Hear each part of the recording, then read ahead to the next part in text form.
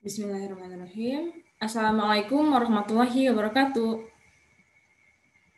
Baik, sebelum kita mulai pembelajaran, alangkah lebih baiknya kita berdoa terlebih dahulu. Kepada KM, dipersilahkan.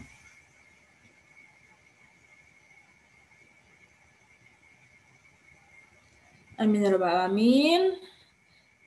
Ya, alhamdulillah di pertemuan kali ini kita masih bisa bertatap muka ya, meskipun lewat virtual. Mudah-mudahan yang Ibu harapkan di pertemuan ini kalian tetap semangat ya, tetap termotivasi untuk mencari ilmu meskipun di kala pandemi yang belum beres ini. Dan mudah-mudahan bumi lekas membaik agar pendidikan lebih membaik juga. Nah, coba Ibu lihat partisipannya untuk sekarang. Masih ada 2 orang lagi yang belum masuk. Ibu minta untuk diberitahu kepada temannya bahwa kelas akan segera dimulai ya. Karena pertemuan kali ini adalah pertemuan yang penting. Nah, sebelum Ibu masuk ke materi, Ibu akan mereview minggu kemarin. Ada yang ingat tentang apakah materinya? Ya, baik, kepada Dila, dipersilakan. Nah, betul sekali. Jadi, materi minggu kemarin itu tentang iman kepada hari kiamat ya. Kalian semua harus ingat ya, jadi materi-materi yang telah Ibu sampaikan, kalian harus review ulang agar kalian tidak melupakan materi tersebut. Nah, untuk kali ini Ibu akan menyampaikan materi tentang Al-Quran dan hadis adalah pedoman hidup. Nah, Ibu akan mencoba share screen PowerPoint. Nah, apakah terlihat PowerPoint-nya? Ada? Oke, baik. Nah, jadi tentang Al-Quran dan hadis. Nah, sebelum memulai, Ibu minta untuk menyiapkan catatannya. Jadi jangan sampai ketika Ibu menjelaskan, kalian tidak mencatat apa-apa. Jadi usahakan ada catatan ya, agar kalian juga bisa mereview kembali. Tapi nanti di akhir pembelajaran Ibu akan membagikan PowerPoint yang telah Ibu buat. Oke, sudah masuk ya 2 orang tadi. Terima kasih untuk yang sudah hadir juga.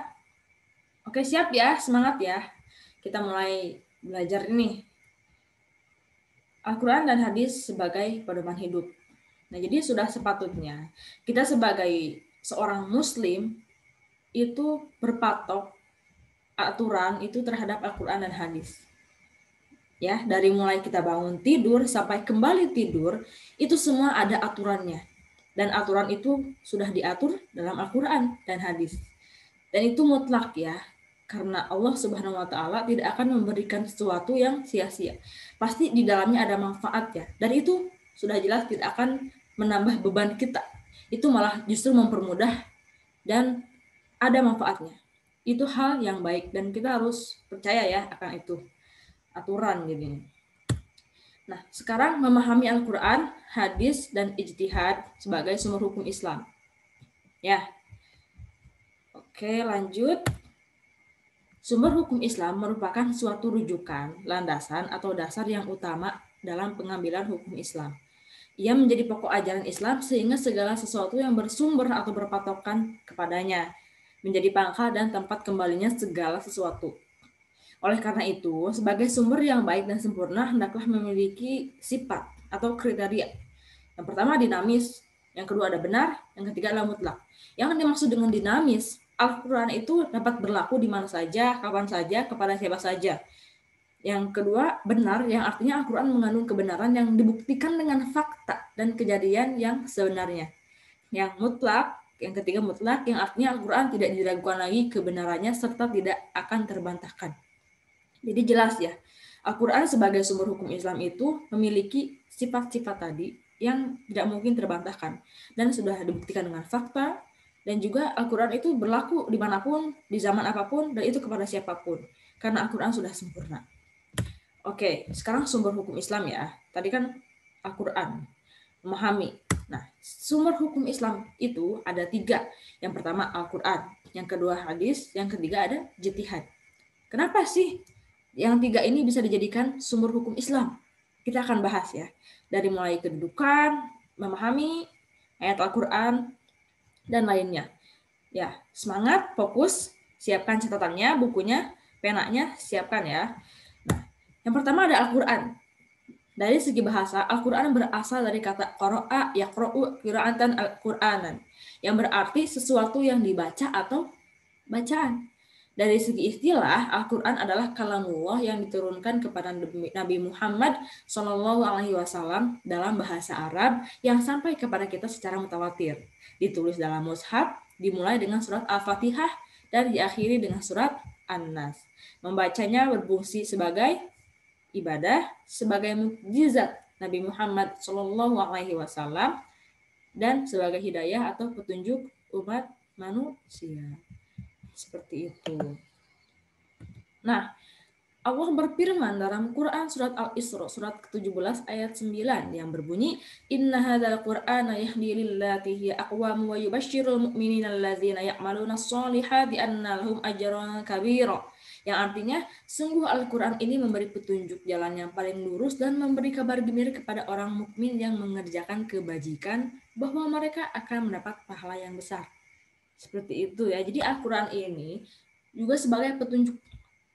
Sudah jelas, apabila kita mengikuti aturan-aturan yang berada di dalam Al-Quran, kita akan berada pada jalan yang lurus, berada pada jalan yang benar, tidak akan salah. Seperti itu. Karena yang tadi, Al-Quran sebagai sumber hukum Islam, ya kehidupan kita diatur oleh Al-Quran. Ya, seperti itu. Nah, sekarang kedudukan Al-Quran sebagai sumber hukum Islam. Sebagai sumber hukum Islam, Al-Quran memiliki kedudukan yang sangat tinggi. Ia merupakan sumber utama dan pertama sehingga semua persoalan harus merujuk dan berpedoman kepadanya. Dan Allah berfirman dalam Quran surat An-Nisa surat keempat ayat 59.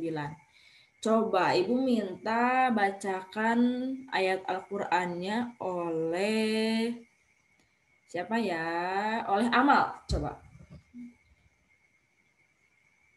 Ya.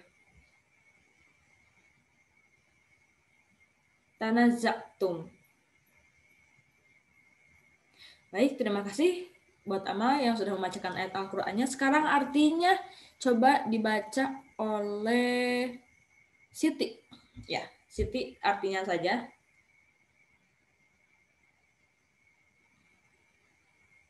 Baik, terima kasih. Nah, jadi di dalam Quran surat An-Nisa ayat 4 ayat 59 ini, taatilah Allah dan taatilah Rasul dan ulil amri. Jika kamu berbeda pendapat nih tentang sesuatu, maka kembalikanlah kepada Allah atau Al-Quran dan kembalikanlah kepada Rasulnya atau Sunnah.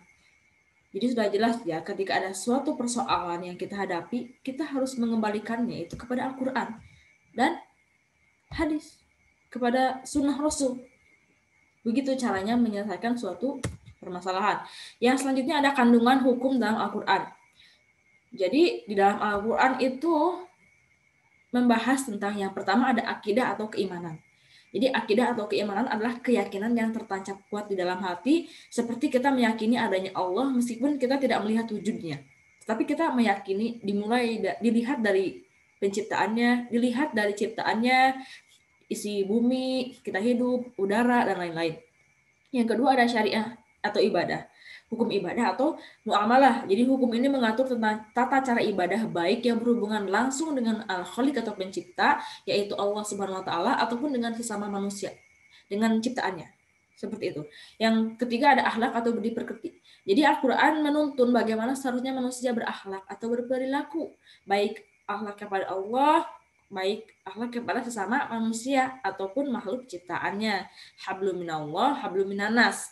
Jadi di dalam Al-Quran ini sudah tercakup ada, ya, seperti itu. Nah, sekarang hadis atau sunnah sebagai sumber hukum Islam. Secara bahasa, hadis berarti perkataan atau ucapan. Sedangkan menurut istilah, hadis adalah segala perkataan, perbuatan, dan ketetapan atau takrir yang dilakukan oleh Nabi Muhammad SAW, yang sering kita sebut dengan sunnah, ya. Nah, di dalam hadis terdapat bagian-bagian. Yang pertama ada sanad. Apa sanad? Ada yang tahu sanad? Ya, sekelompok orang atau seseorang yang menyampaikan hadis dari Rasulullah SAW sampai kepada kita sekarang. Yang kedua ada matan. yaitu materi hadis yang disampaikan Rasulullah. Yang ketiga ada rawi, yaitu adalah orang yang meriwayatkan hadis. Jadi hadis itu mencakup 3 bagian. Bila tidak ada 3 bagian ini, berarti itu bukan hadis. Dan 3 bagian ini berfungsi juga untuk melihat keaslian atau keoriginalan hadis gitu ya. Jadi bisa dilihat apakah hadis ini palsu atau tidak, baik atau tidak, dilihat dari 3 yang tadi dengan sesuai ilmu hadisnya. Sekarang kedudukan hadis atau sunnah sebagai sumber hukum Islam. Sebagai sumber hukum Islam, hadis berada satu tingkat di bawah Al-Quran. Yang artinya, jika sebuah perkara hukumnya tidak terdapat di dalam Al-Quran yang harus dijadikan sandaran, kita kembalikan kepada hadis. Seperti firman Allah dalam Quran surat Al-Ansyr, surat ke-59 ayat 7. Ini potongan ayat, wa ma atakumur rasulu fakhudhuhu wa ma nahakum anhu fantahu wattaqullaha innallaha syadidul iqab. Dan apa-apa yang diberikan Rasul kepadamu maka terimalah, dan apa-apa yang dilarangnya maka tinggalkanlah. Jangan lupa untuk mencatat ya. Ya, fokus. Sekarang fungsi hadis terhadap Al-Quran. Yang pertama, menjelaskan ayat-ayat Al-Quran yang masih bersifat umum. Contohnya adalah ayat Al-Quran yang memerintahkan sholat, karena di dalam Al-Quran tidak dijelaskan bagaimana gerakannya. Kita kembalikan pada hadis, dan itu ada di dalam hadis. Yang kedua, memperkuat pernyataan yang ada di dalam Al-Quran. Yang ketiga, menerangkan maksud dan tujuan ayat. Dan yang terakhir, menetapkan hukum baru yang tidak terdapat di dalam Al-Quran. Sangat penting gitu ya, fungsi hadis terhadap Al-Quran. Ya, ingat tadi itu hadis itu berada satu tingkatan di bawah Al-Quran. Sekarang macam-macam hadis. Yang pertama ada hadis mutawatir. Hadis mutawatir adalah hadis yang diriwayatkan oleh banyak perawi, baik dari kalangan para sahabat maupun generasi sesudahnya, dan dipastikan di antara mereka tidak bersepakat dusta. Ya, yang kedua ada hadis masyhur. Hadis masyhur adalah hadis yang diriwayatkan oleh 2 orang sahabat atau lebih yang tidak mencapai derajat mutawatir. Namun setelah itu tersebar dan diriwayatkan oleh sekian banyak tabi'in sehingga tidak mungkin bersepakat dusta. Yang ketiga ada hadis ahad. Hadis ahad adalah hadis yang diriwayatkan oleh 1 atau 2 orang perawi sehingga tidak mencapai derajat mutawatir. Dilihat dari segi kualitas orang yang meriwayatkannya. Nah, hadis ahad ini dibagi jadi 4. Yang pertama ada hadis sahih. Sahih ya, hadis yang diriwayatkan oleh perawi yang adil, kuat hafalannya, tajam penelitiannya, sanadnya bersambung kepada Rasulullah SAW. Yang kedua ada hadis hasan, yaitu hadis yang diriwayatkan oleh perawi yang adil tetapi kurang kuat hafalannya. Sanadnya bersambung, tidak cacat, dan tidak bertentangan. Yang ketiga ada hadis dhaif, hadis yang tidak memenuhi kualitas hadis sahih dan hadis hasan. Nah, yang keempat ada hadis maudhu, hadis yang bukan bersumber kepada Rasulullah SAW, atau bisa disebut juga dengan hadis palsu. Nah, seperti itu ya. Jadi mungkin yang Ibu dapat sampaikan dalam pertemuan kali ini hanya itu ya, Al-Quran dan hadis. Paham ya kenapa Al-Quran dan hadis bisa dijadikan sebagai sumber hukum Islam? Baik, nah untuk selanjutnya Ibu akan memberikan tugas. Ya, semangat ya. Nah, tugasnya ini adalah carilah definisi dan contoh tentang ijtihad dan pembagian hukum Islam. Jadi Ibu minta 2 kelompok. Kelompok pertama akan membahas tentang ijtihad dan kelompok kedua akan membahas tentang pembagian hukum Islam. Itu dibuat makalah. Pekan selanjutnya kita akan melakukan diskusi atau presentasi tiap kelompok. Ya, jangan lupa dikerjakan. Makalahnya H-1 sudah Ibu terima ya. Jadi nanti perwakilan dari tiap kelompok mengirimkan ke Ibu lewat Microsoft Word. Sedangkan PowerPoint-nya itu tidak dikirimkan. Cukup kalian saja yang pegang. Kerjakan dengan sebaik-baiknya. Kerjasamanya juga diperhatikan. Ya, siap-siap untuk minggu selanjutnya. Oke, terima kasih untuk kehadiran kalian. Mudah-mudahan kalian sehat selalu, tetap semangat menuntut ilmu, tetap termotivasi, tetap semangatlah pokoknya. Jangan menyerah walaupun dalam keadaan seperti ini. Oke, cukup sekian. Mohon maaf atas kesalahan Ibu, atas kekurang ketepatannya Ibu. Mudah-mudahan kalian mendapatkan manfaat dari materi yang telah Ibu sampaikan. Assalamualaikum warahmatullahi wabarakatuh.